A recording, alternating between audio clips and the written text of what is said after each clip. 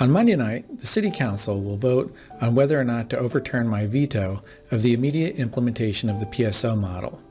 I want to talk with you as neighbors about how we move forward on this. Regardless of what the council decides, as residents and as Americans, we have to appreciate that this is how the democratic process works. As the Chief Executive Officer of the city, I'm charged with carrying out the directives of the City Council. I don't have to always agree with those decisions, but American government requires that I faithfully carry out the law, and I will do so.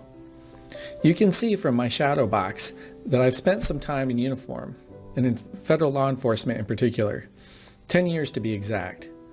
I respect the badge, and I respect those who put on a uniform every day to willingly step between citizens and danger, whether it's a car accident, a house fire, a burglary, a drug overdose, or a suicide attempt. In the months ahead, I'll be seeking fair and dignified outcomes for all involved. Now I'm speaking to those who've turned a civil disagreement impersonal and ugly. It's one thing to bring forward valid concerns. It's another to attack and belittle others. It's one thing to have sharply differing opinions on the best way to carry out government. That's healthy. Thank goodness we live in a country where we can express different views. But our challenge is to disagree without being disagreeable. I know of instances where we've crossed a line.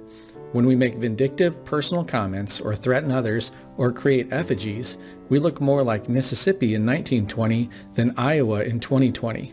And I know we're better than that. Remember that everyone involved in this is your neighbor.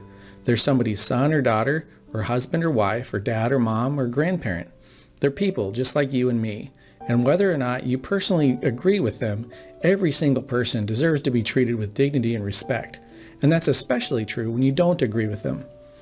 If you're willing to be constructive and find solutions to city issues, whether it's the PSO model or any number of city topics, then we're on the same team. Let's find ways to work together.